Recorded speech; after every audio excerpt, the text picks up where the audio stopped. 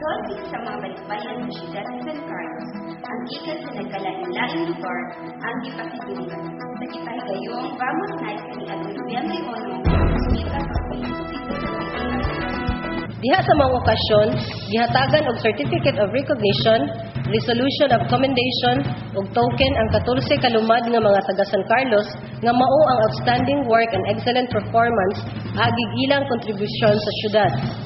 Ang maong mga awardees sila si Arlinda Aligato Antonio ug Dalinda S. Siroy sa field of education, Leticia Mama Corpus sa field of management of home for special children, Lucel P. De La Rosa, Olivia C. Diaz, Lily Layumas Jones ug Bertila Antonio Yap sa field of nursing, George C. Dominado sa procurement management, Roberto De La Rosa Junco sa field of applied medicine, Catalina Scott D. Pumar sa field of public service, Virgilio Apuhin Romanillos sa field of agriculture, Major Jason Saldua sa military service, Engineer Cyrus D. Villaflores sa engineering ug Ramon L. Villarante sa field of logistics management.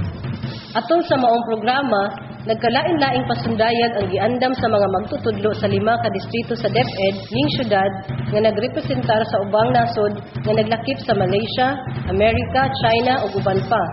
Mirampa og nipaila usab ang mga kandidata sa Miss San Carlos 2014 niadtong gabhiuna. Ang maong pasidungog tipik sa kasaulugan sa syudad sa matag tuig nga kapistahan niini.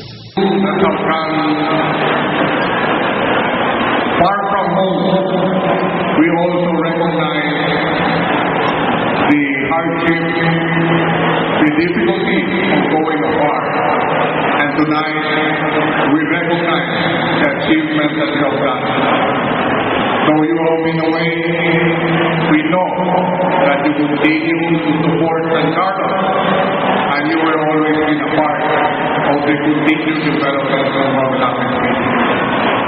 And we continue to call on you, count on ito ano ba, sa kitang tanan, ihanglan magpinapangay.